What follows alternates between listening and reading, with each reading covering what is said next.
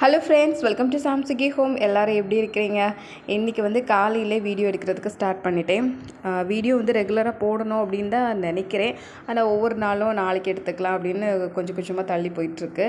இதிலேருந்து என்ன நம்ம தெரிஞ்சுக்கணும் அப்படின்னா, ஏதாவது ஒரு விஷயத்த நம்ம செய்யணும் அப்படின்னு நினைக்கிறோன்னா உடனே அந்த வேலையை ஸ்டார்ட் பண்ணிடணும். நாளைக்கு பண்ணிக்கலாம், ரொம்ப பர்ஃபெக்டாக பண்ணிக்கலாம் அப்படின்னு சொல்லி கொஞ்சம் கொஞ்சமாக தள்ளி போட்டுட்டு இருந்தோம் அப்படின்னா நம்மளால் அவ்வளோ பர்ஃபெக்டாக பண்ணுறதுக்கான டைம் கிடைக்கல அப்படின்னா அதனாலே அது வந்து டிலே ஆகிட்டே இருக்கும். அதனால் எப்படி இருந்தாலும் பரவாயில்ல, ஒரு வேலையை ஸ்டார்ட் பண்ணணும் அப்படின்னு நம்ம நினச்சிட்டோன்னா அந்த நேரமே உடனே வந்து ஸ்டார்ட் பண்ணிட்டோம் அப்படின்னா அது அப்படியே ஒரு ஃப்ளோவில் போய்கிட்டே இருக்கும். அப்படி தான் இன்றைக்கி காலையில் வீடியோ எடுக்க ஸ்டார்ட் பண்ணியாச்சு. காலையில் கோலம் போட்டுட்ருக்கிறேன். என் பையன் வந்து வேடிக்கை பார்த்துட்ருக்குறான். ஊருக்கு போய் ஒரு வாரம் நல்லா ஜாலியாக என்ஜாய் பண்ணிவிட்டு இப்போ தான் வீட்டுக்கு வந்திருக்கிறோம். இது வந்து ஒரு vlog மாதிரி தான். காலையில் என்னென்ன வேலைகள்லாம் செய்கிறேன் அப்படிங்கிறத பற்றி தான். அடுத்து வந்து கோலம் போட்டுட்டு அதுக்கப்புறம் அடுத்த வேலை டீ போடுறது தான். பக்கத்தில் வந்து பருப்பு நனைகிறதுக்காக போட்டிருக்கிறேன். ஊற வச்சுருக்கிற ஒரு மணி நேரத்துக்கு முன்னாடியே நம்ம பருப்பு வந்து தண்ணியில் போட்டோம் அப்படின்னா சீக்கிரமாக வேகும். அதனால் தம்பி வந்து கொஞ்ச நாள் காஃபி குடிச்சிட்டு இருந்தான். அதுக்கப்புறம் அந்த காஃபி வந்து கொஞ்சம் அவனுக்கு டேஸ்ட் பிடிக்கல போல், கொஞ்சம் கசப்பாக இருக்கிற மாதிரி இருக்குன்னு மறுபடியும் பாலுக்கே மாறியாச்சு. இன்றைக்கி வந்து சாம்பாரும் தோசையும் தான். யாரோ கேட்டிருந்தீங்க, குக்கர் ஏன் யூஸ் பண்ணுறது இல்லை பருப்பெல்லாம் வேக வைக்கிறதுக்கு. குக்கர் வந்து என்கிட்ட மூடி சரியில்லாமல் அது அப்படி இருக்குது.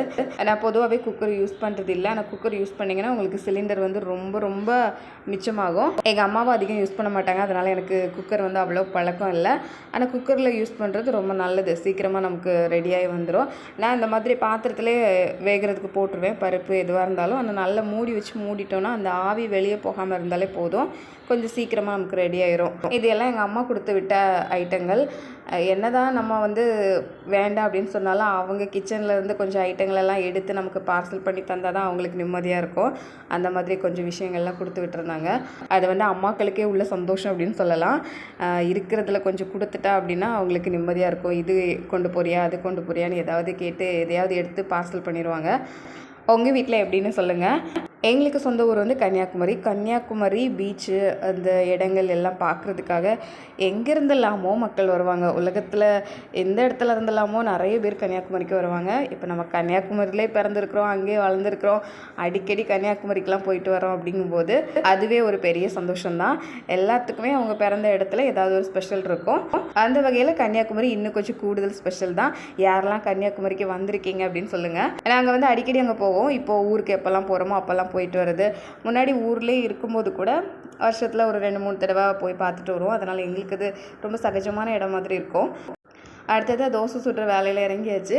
தோசை வந்து நமக்கு கல்லில் வரல அப்படின்னா அதுக்கு இருக்கிற ஒரே ட்ரிக்கு இது தான். ஒரு வெங்காயத்தை பாதியாக கட் பண்ணிவிட்டு கொஞ்சம் எண்ணெய் தடவி தோசைக்கல்லை நல்லா தேய்ச்சி விட்டோம் அப்படின்னா எப்பேற்பட்ட தோசைக்கல்லாக இருந்தாலும் அடுத்த தோசை வந்து சூப்பராக வந்துடும். அதனால் தோசைக்கல் இருந்து நம்ம ரொம்ப சண்டை போட வேணும்னு தேவை கிடையாது. இந்த வெங்காயம் இருந்தாலே நமக்கு போதும். எங்கள் வீட்டில் வந்து சுட சுட சாப்பிட்டு பழகிருக்கிறாங்க. எங்கள் அத்தை அப்படியே பழக்கி கொடுத்துருக்குறாங்க. அதாவது தோசை வந்து கல்லேருந்து டேரெக்டாக தட்டுக்கு போகிற மாதிரி. நம்ம வந்து நேரமே சுட்டு வச்சிட்டோம் அப்படின்னா அது கொஞ்சம் சாப்பிட்றது இல்லை. அதனால சூடாக அப்படியே ரெடி பண்ணி உடனே கொடுத்துட்றது. அப்படியே ஒரு ஆம்லேட்டும் போட்டு கொடுத்துட்டேன்.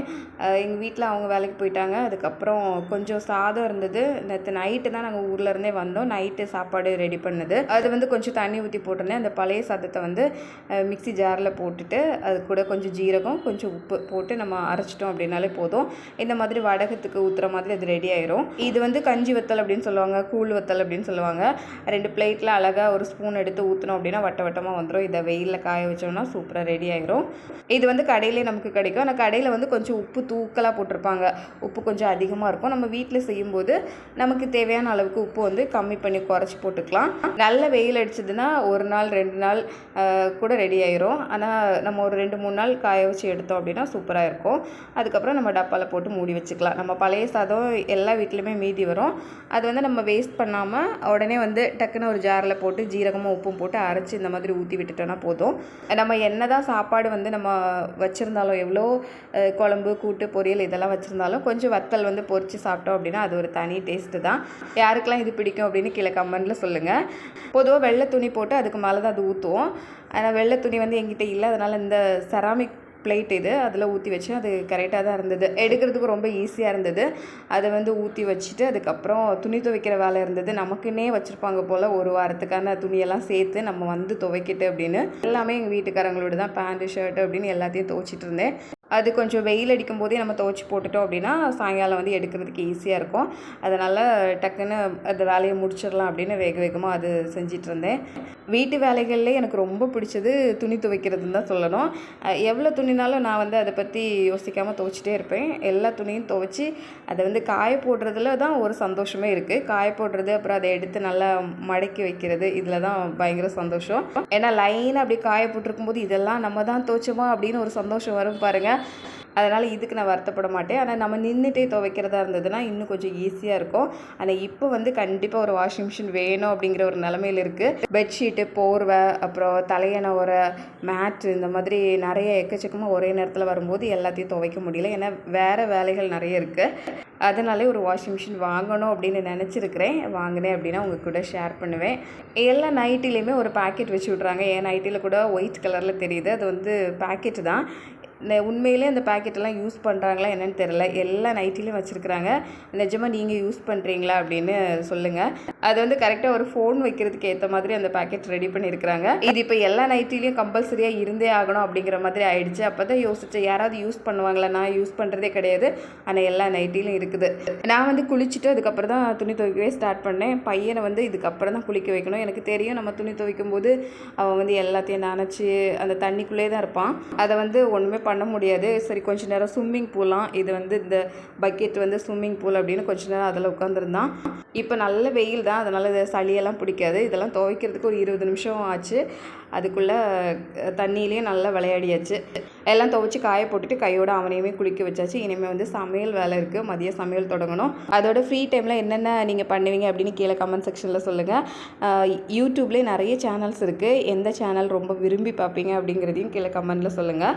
நான் இன்றைக்கி சொல்கிறது என்ன அப்படின்னா, நம்ம செய்கிற விஷயத்துக்கெல்லாம் மற்றவங்களுக்கு வந்து விளக்கம் கொடுக்கணும் அப்படின்னு எல்லா நேரத்துலையும் அவசியம் கிடையாது. ஓரளவு நம்ம எக்ஸ்பிளைன் பண்ணலாம். ஆனால் திரும்ப திரும்ப அதை வந்து எக்ஸ்பிளைன் பண்ணி அவங்களுக்கு வந்து புரிய வைக்கணும் அப்படின்னு நம்ம ரொம்ப மெனக்கிட்டு திரும்ப திரும்ப அதை பற்றி சொல்லிகிட்டு இருக்கணும் அப்படின்னு அவசியம் இல்லை. போதுமான அளவுக்கு விளக்கம் கொடுக்கலாம். ஆனால் நம்ம வந்து சொல்லாமலே நம்மளை புரிஞ்சுக்கிறவங்க எந்த வார்த்தையும் தேவையில்லை, ரொம்ப ஈஸியாக அவங்க வந்து புரிஞ்சுப்பாங்க. ஏன்னா நம்ம யார், நம்மளோட கேரக்டர் என்ன, நம்ம எப்படிப்பட்டவங்க எல்லாம் அவங்களுக்கு நல்லா தெரியும். அதனால் நம்ம என்ன செஞ்சாலும் ஒரு நியாயமாக தான் செய்வோம் அப்படின்னு ஒரு நம்பிக்கை இருக்கும். அதே நேரத்தில் பாருங்கள், நம்மளை புரிஞ்சிக்க முடியாதவங்க இருப்பாங்க. அவங்களுக்கு நம்ம எவ்வளோ விளக்கம் கொடுத்தாலும் ஏற்றுக்கவே மாட்டாங்க. அதனால் பல நேரங்களில் மற்றவங்களை பற்றி எதுக்காகவும் ஒரி பண்ணாதீங்க. நம்மளோட லைஃப் யாருக்கும் தொந்தரவாக இருக்கக்கூடாது, அவ்வளோதான். மற்றபடி நம்மளோட லைஃப்பை நம்ம சந்தோஷமாக வாழலாம். இந்த ஊருக்கு போயிட்டு வந்ததில் ஃப்ரிட்ஜு வந்து அப்படியே எல்லாத்தையும் எம்டி பண்ணிவிட்டு ஃப்ரிட்ஜு வந்து உள்ளே இருக்கிற கூலிங்கை வந்து குறைக்காமல் அப்படியே ஆஃப் பண்ணி போட்டுட்டு போயிட்டேன். ஒரு வாரத்தில் உள்ளே வந்து ஒரு மாதிரி பூஞ்சை மாதிரி ஆயிடுச்சு, ஃபங்கஸ் மாதிரி. நீங்கள்லாம் ஊருக்கு போனீங்கன்னா என்ன செய்வீங்கன்னு சொல்லுங்கள். நான் பொதுவாக முன்னாடியெல்லாம் ஃப்ரிட்ஜை ஆஃப் பண்ணிவிட்டு எல்லாம் எம்டி பண்ணிட்டு நல்லா தொடச்சி விட்டுருவேன், ஈரமே இல்லாமல். அப்போ ஓரளவு நல்லாயிருக்கும். இந்த தடவை அதை மறந்துட்டேன், ஈரமாக இருந்ததுனால இப்படி ஆயிடுச்சு. நேற்று ஃபுல்லாகவே வாஷ் பண்ணி தொடச்சிருந்து, நேற்று யூஸ் பண்ணலை. இன்றைக்கி மறுபடியும் நல்லா வாஷ் பண்ணி தொடச்சிட்டு அதுக்கப்புறம் இனிமேல் தான் வந்து யூஸ் பண்ண போகிறேன். ஃப்ரிட்ஜு கிளீனிங்க்கு அப்புறமா வீடு துடைக்கிற வேலை இருந்தது. வீடெல்லாம் நல்லா எல்லாத்தையும் ஒழுங்காக வச்சுட்டு அதுக்கப்புறம் மாப்பு போட்டு வீடையும் துடைச்சிட்டேன். இன்றைக்கி பொழுது இப்படி தான் போச்சு. அதோட சாயங்காலமும் ஆயிடுச்சு.